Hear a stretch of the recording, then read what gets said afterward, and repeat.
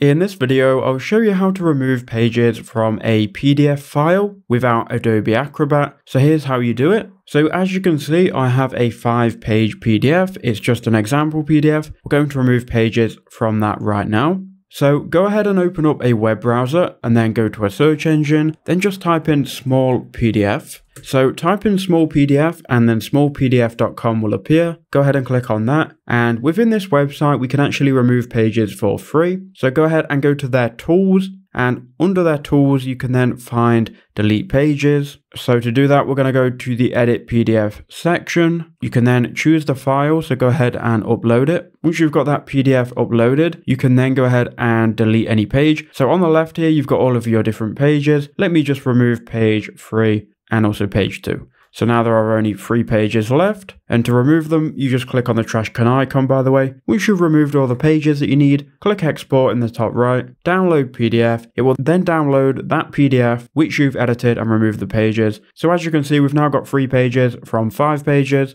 That's all you have to do. I hope that helped you out.